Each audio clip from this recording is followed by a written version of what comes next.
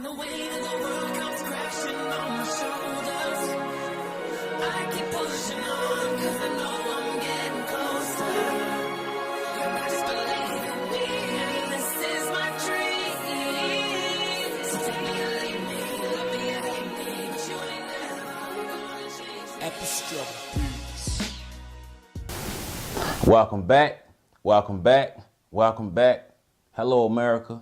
Hello, world. And welcome to another episode of Live Skill Television.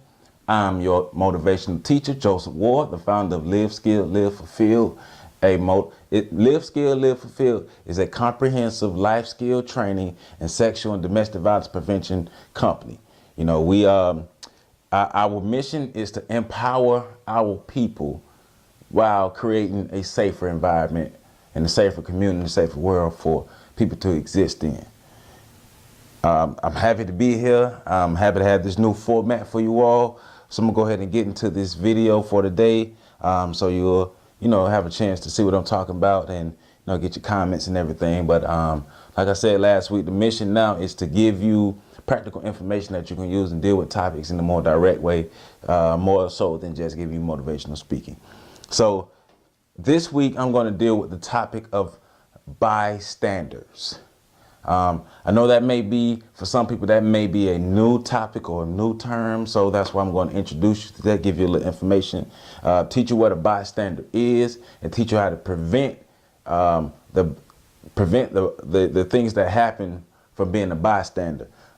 This is a video I want to do for a while, but a video, I was scrolling through Facebook last night and I saw a video that really disturbed me, and that'd be a good place to start. Basically, this video was one young black girl being jumped on about 7, 8, or 9. It seemed like between 7 and 9 other young black girls, basically jumping on this girl and beating her.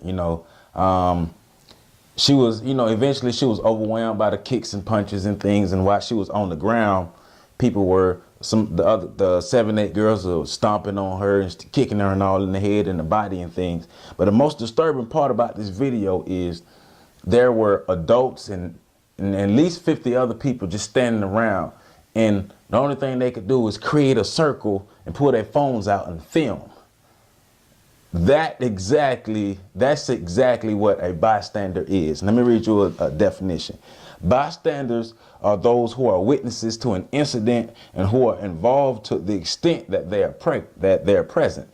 So an incident is happening, especially like we can say a violent or a vile incident is happening, and you're present while this incident is happening, right?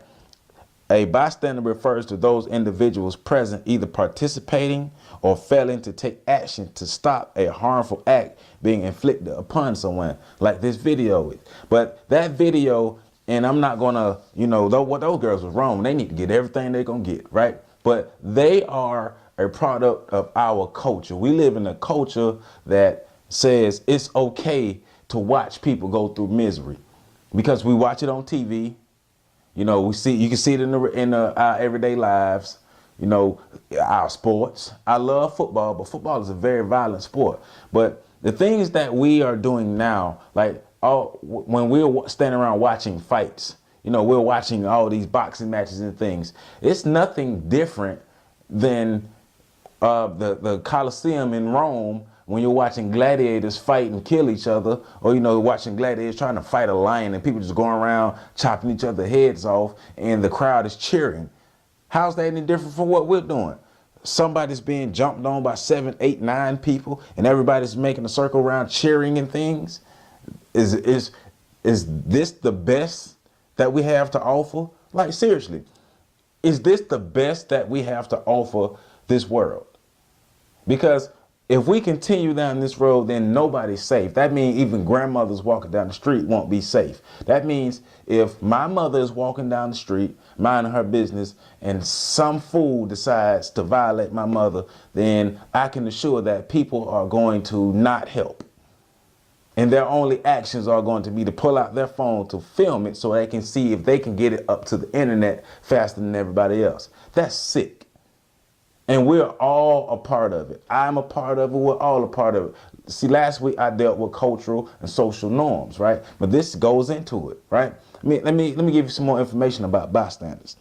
A bystander has an enormous degree of power in bullying in other situations, even though they do not receive the most attention. Bystanders can use their powers to help stop an act or perpetrate it, right? Understanding the role of bystanders is the first step in breaking the violent cycle. Bystanders can either help or hurt. And that's just true. If you find yourself in a place and an incident is going down, what are you going to do? Because let's just be honest. If you find yourself in a dangerous situation, you want somebody to help you. And you know you do. We all do. That's natural to want help if we're in a stressful situation or a situation that's very harmful towards ourselves, and you know other people can help. You want people to help you. We got to do something different, America. Especially Black America too. Yes, we got to do something different. It's time to put the foolishness aside. See, this thing has gone on from generations. It's been taught. One generation taught the next, and then one generation taught the next, and one generation taught the next. That's how we can get here to this day in 2015, where I'm going to pull out my phone and film you and try to get that to the internet quicker than anybody else because I'm too afraid to help. And it all goes back to fear. We fear the repercussions of standing up and being an individual and helping other people. I watched a video a couple years ago. I saw this video at a sexual and domestic violence training I went to. It was hosted by A Call to Men. And within this video, they had two scenarios of questions they were asking the men who were interviewed.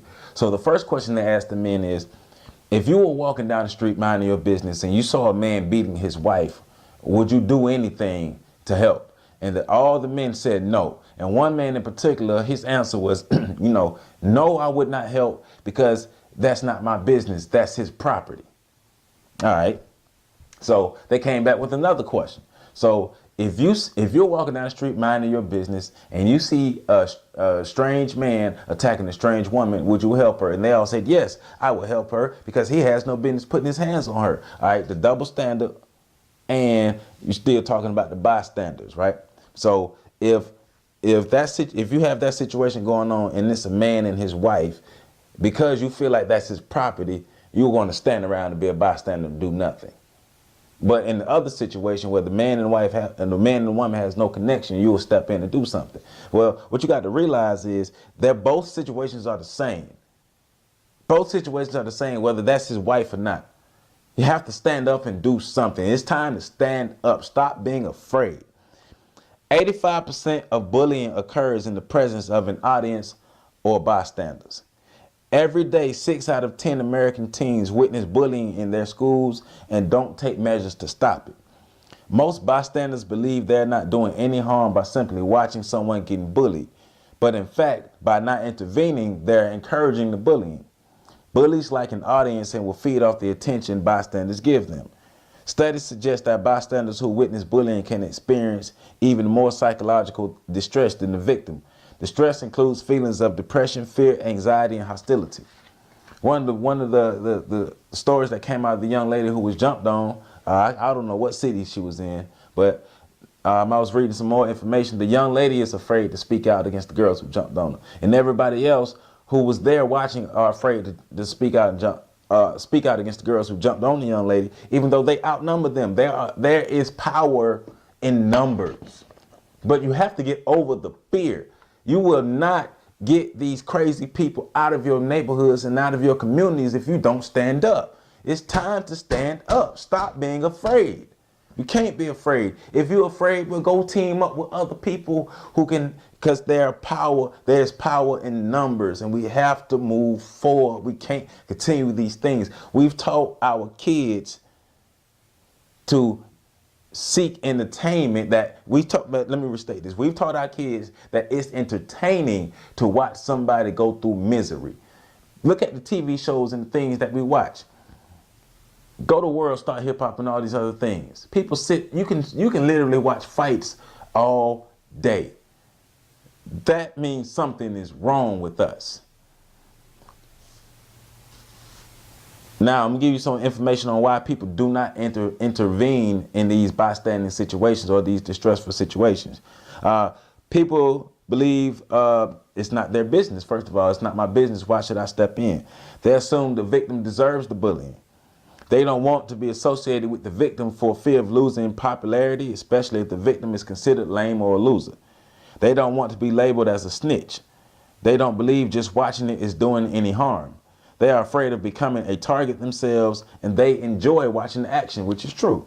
Now, let me teach you something about the bystander effect. The bystander effect is the psychological theory that the greater the number of people present, the less likely any individual is to help a person in distress. The chances that one person will take action increases if there are few or no other witness present. Now that's sick. Something is wrong with us, and we need to stop calling ourselves civilized if this is how we're going to behave. Think about what I just read. The more people present, the less likely somebody will be to step in and help. You could have 1,000 people standing around and 2 people are jumping on one and nobody will stand in and nobody will help. And it's more likely for someone to help when there's no other people around. That means we are so worried about what other people think about us. Get over the fear. Get fear out of your heart. Nothing will ever change unless we get this fear out of our heart and start to work together. We are destroying ourselves and we don't even realize it. We have to do something different.